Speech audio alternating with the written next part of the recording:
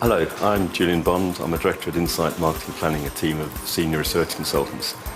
Much of the work we do is with a number of clients trying to understand their brands, their brand equity, what they're worth, and how they can best manage them.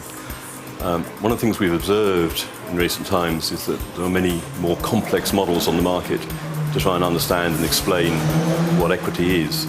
The risk of these is they tend to lose sight of the fact that ultimately the objective is to provide clear guidance about how you can make your brand stronger and ultimately increase the level of profitability to the company. We need to start off by thinking, what is brand equity? And we think simply it's a level of base attractiveness. If you stripped out all the marketing, all the distribution, everything else, what you're left with is people's willingness to buy the product. Or put another way, it represents the premium that you can charge compared to another brand because of the value, the equity that the brand possesses. It's also important that this measure of equity combines both your current strength based on your history, but also your momentum, the direction you're going in and the power you have moving forward.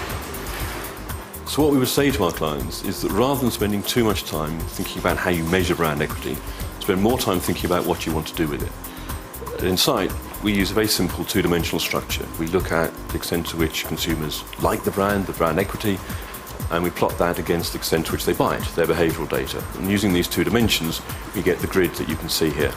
In our basic two-dimensional construct, clearly, in an ideal world, all your consumers would be in the top right-hand box, the true loyalist. That not being the case, we're interested in understanding the other boxes, and particularly the two on the diagonal. Latent loyalists represent a group of people who are attracted to the brand and they think it has a high equity, but they're not buying it. And we need to understand why that is. Is it to do with distribution? Is it to do with demographics? Is it to do with price?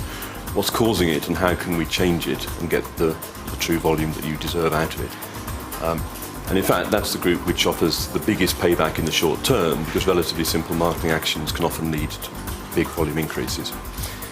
The top left-hand box is also interesting. They are the spurious loyalists. That is to say, they actually do buy you quite frequently, but aren't fundamentally attracted to the brand. So why is that? Arguably, it's a triumph of marketing. Maybe it's a pricing thing, maybe it's distribution. The problem is that they represent quite a high risk to you. They are the most likely group of people to disappear, and very quickly you can find yourself losing volume in the shops, despite the fact that your underlying equity isn't changing. A key point about this is that it's not based on any abstract marketing theory or even very complex analysis.